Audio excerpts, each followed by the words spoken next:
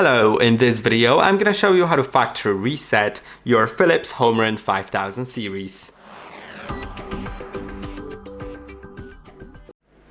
As you can see, I have the robot right here, and if I wanted to factory reset it, I would need to just press and hold. Once the robot is turned on, you can see my buttons are lighting up.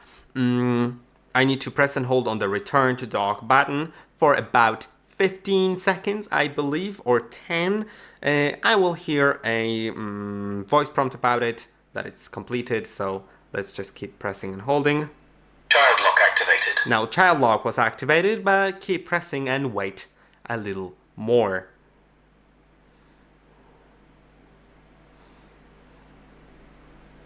Restoring factory settings. Factory Okay. settings restored.